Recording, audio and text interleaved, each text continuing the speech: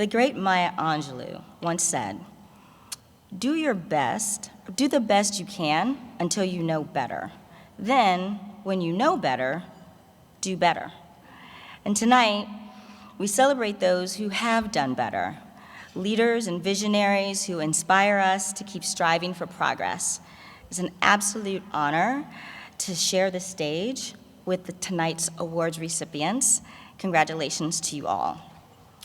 I'm also really thrilled to be here with a very special guest, my sister, Carol.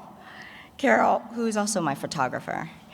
Carol is many things: a gifted singer-songwriter, a dedicated urban gardener. She's kind of like a plant priestess, if you will. And hopefully after tonight, she's the person who will finally be able to explain to the rest of our family what I actually do for a living.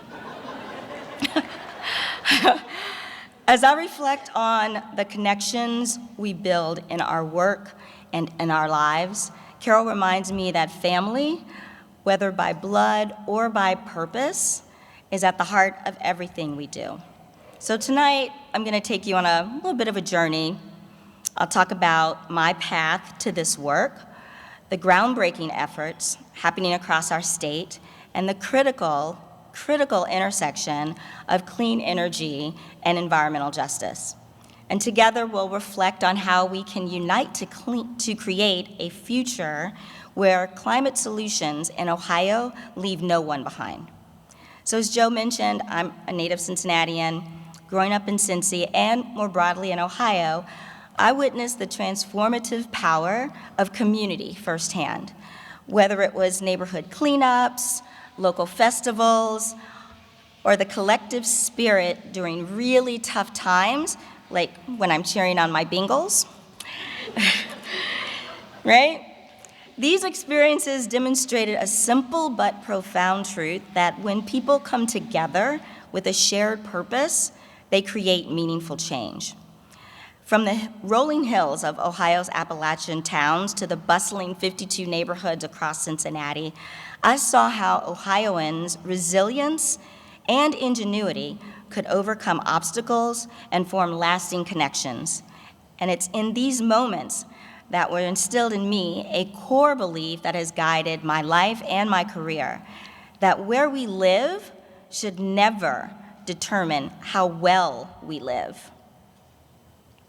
Thankfully, I've had the privilege of living this belief through my work, which has taken me to the halls of Cincinnati City Hall, not once, not twice, but actually 4 times, under the leadership of very different dynamic mayors. Each experience revealed to me the unique power of local leadership to drive transformative change. So my first tour of duty, I like to call it, was with Mayor Dwight Tillery. He was a true visionary who believed in empowering young people to tackle real-life issues. So he used a part of his office budget to provide stipends for college students, including me, to work on pressing issues as mayoral fellows. So what was my assignment, you might ask? I was monitoring combined sewer overflows in Cincinnati's aging infrastructure.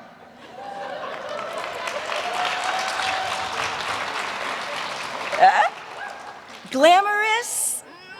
Not really, right? It was a daunting task, right? Addressing a legacy problem that impacted water quality, public health, and compliance with federal mandates, kind of like a precursor to a lot of the EJ work I'm doing. Yet, this work taught me the importance of persistence and creativity in tackling environmental challenges, and more importantly, the critical role of local governments in protecting our public resources. Later, as communications director for Mayor Roxanne Qualls, I witnessed the transformative power of transparency and accessibility. She was dynamic in her own right and created dozens of award-winning initiatives, but the one that sticks out for me is something called Mayor's Night In, where every Tuesday for 2 hours, rain, snow or shine, she and our entire staff would personally meet with residents in City Hall to hear their concerns and then work with them to devise plans to address those concerns, one citizen at a time. It was more than a gesture. It wasn't a gesture, actually. It was a promise that every voice mattered. And these evenings became a testament to the trust and connection that can flourish when leaders and staff open their City Hall doors and genuinely listen to the concerns of the people that they serve. She showed me how the government operates, and it was government at its best: open, responsive, and profoundly human. I learned so much from her, and more than what I would ever think that I would learn about people. In my third tour of duty, as Chief of Staff to Mayor Mark Mallory, Joe talked about this a little bit, I had a front row seat to bold, forward-thinking leadership. Together with Vice Mayor David Crowley and the help of hundreds of Cincinnati volunteers who served on various committees, we launched Cincinnati's climate journey with the 2008 Green Cincinnati Plan, setting up the city's first carbon reduction goals. And this wasn't just a document. We saw it as a blueprint for change. It gets updated every 5 years to ensure that there's progress and that our city leaders are being held accountable. So today, the plan stands as a national model for equitable sustainability, positioning Cincinnati as a hub for green innovation and a magnet for businesses and families seeking a brighter future.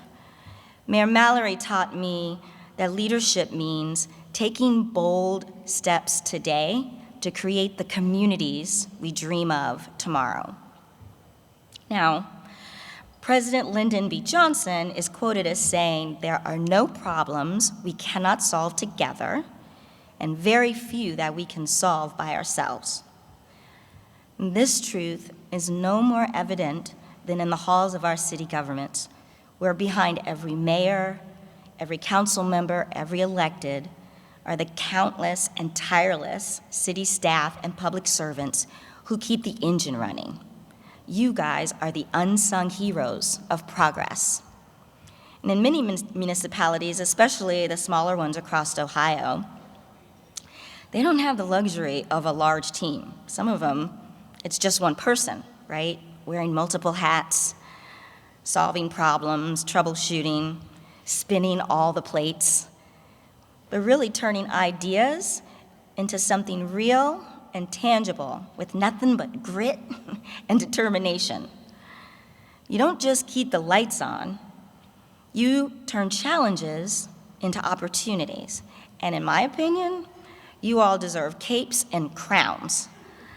And I can say that as a city staffer, a former city staffer, right? I've been blessed to work alongside so many incredible, dynamic people in local government, from the city manager's office to sustainability folks, economic development, finance, like really, literally all corners of city government. Even the janitorial staff who used to greet me at the end of the very, very long days when I was in Mayor Mallory's office, as I was usually the first person in the office each morning and often the last to leave at night. So I want to take a moment tonight and hold some space for y'all. And I want you to hear me when I say this. I see you. I appreciate you. And I'm in awe of the magic that you all create every day to keep our cities thriving. Your dedication is the heartbeat of our cities, and your impact is immeasurable. And these City Hall experiences taught me that leadership is so much more than what one person can do. It's about building trust, creating opportunities, and standing up for those who need it the most. Believing in the power of collaboration and community has been my North Star, steering me toward work that advances environmental justice and creates real opportunities for people. My dad used to say to me, You never know how long you're gonna be on this earth, so whatever you do, you better make it count. So for me, this work isn't just about drafting policies or drawing up plans, because, that's what has to happen, right? We all know that's the work that gets done. It's really about using the time and the gifts that I have to help transform lives, strengthen families, build community, and as best I can with my 5-foot frame, block and tackle what might be preventing people from stepping into their greatness. And as we think about the work ahead, if it's not already clear, it should be that the solutions that we seek are not just about technology or innovation. They're really about people and the communities that we call home. So tonight, we're surrounded by change makers who embody that same spirit and purpose in action.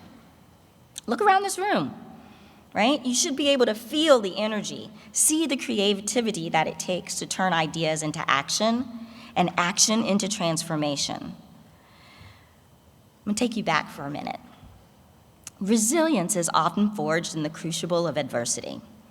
And 2020 was a year that tested all of us. Do y'all remember 2020? Can you think back? Sometimes it's a blur, I completely understand. It was unlike anything any of us had ever experienced, a year that demanded creativity and determination in equal measure. So at that time, I was serving as the climate advisor for the city of Cincinnati, working at NRDC with dedicated colleagues on the Bloomberg American Cities Climate Challenge, as Joe mentioned before. And I supported the city's Office of Sustainability and worked with my 4th Cincinnati mayor, Mayor John Cranley. But I wasn't a member of his staff. I collaborated very closely with his administration to advance the city's climate goals for transportation and building decarbonization. I created programs like EV Cincy to increase awareness of the benefits of electric vehicles, and Warm Up Cincy to begin to address the energy burden experienced by low-income renters across the city. And during that whirlwind year, I remember getting this email from Randy Lepla, who at the time was at Ohio Environmental Council. She reached out to me and she asked if I could moderate a virtual event. Just so happened it was the long-awaited launch of Power a Clean Future Ohio. So come full circle to be here with y'all tonight. This wasn't just another event. It was meant to mark a pivotal moment in Ohio's clean energy journey. But like with so many other plans in 2020, the pandemic threw everything into disarray. So the initial vision of an in-person gathering of mayors and advocates from across the state in Cincinnati with Mayor Cranley during Earth Week, with all that energy and excitement filling the room, all of that was scrapped. We had to just reimagine it. And yet, what stood out to me wasn't the challenge of pivoting, because quite honestly, towards the end of 2020, I think all of us were masters of pivoting. What stood out to me was the sheer determination of Joe's nascent team. They refused to let uncertainty halt progress. They harnessed creativity, that Ohio grit, right? And an unshakable commitment to the mission to ensure that launch moved forward. And that virtual event was so much more than a milestone. It became a beacon for PCFO of what's possible when Ohioans come together. Joe and his team proved that even in the darkest of times, collaboration and commitment can light the way. And for Ohio, it marked the beginning of a movement that continues to inspire and remind us of the power of collective action to shape a cleaner, fairer future. And since then, we've been on a roll. Ohio has made some remarkable strides. I mean, just consider our residential solar adoption. While our numbers still trail national leaders, we're not California, we're Ohio. Ohio's growth rate of nearly 230% in just a few years is a powerful story of progress. In 2023 alone, residential solar installations grew by nearly 32%, with over 5,000 new interconnections. And these installations now generate over 234 gigawatt hours of clean electricity annually. But here's the kicker. This is saving Ohio families over $36 million in utility bills and offset, right? Come on. And it's offsetting over 112,000 metric tons of CO2. So folks, seriously, this is not just policy in action. It's keeping money in people's pockets and in our communities. And the bonus is just that it's a testament to the power of cleaner choices in combating climate change. At the heart of this transformation is PCFO, representing 50 communities that are home to 43% of our state's population. And their work exemplifies the power of collaboration, in my opinion. Take, for example, the Industrial Heartland Solar Coalition that they're working with. It's a partnership spanning 8 states, 18 cities, and representing 3.8 million residents. This coalition is driving change with bold ambition. And as they like to say, this isn't a Justice 40 effort, it is Justice 100. So by the way, I'm gonna steal that, Joe, I love that. Every dollar that this coalition spends is dedicated to supporting the adoption of solar energy and eliminating utility cost burdens for vulnerable households. This effort isn't just about deploying solar panels, it's about transforming lives, ensuring that historically overlooked communities are not only included, but prioritized in the clean energy transition. So for those who are unfamiliar with the term Justice 40, it's from the Federal Justice 40 Initiative, which ensures that at least 40% of the benefits from federal climate investments flow to historically disadvantaged communities. These communities, often defined by high pollution burdens and economic disinvestment, are at the front lines of both environmental hazards and the fight for justice. And my work as the first U.S. Director for Environmental Justice and Equity at the World Resources Institute focuses on these communities, ensuring that they are not just participants, but they are leaders in creating a sustainable and equitable future.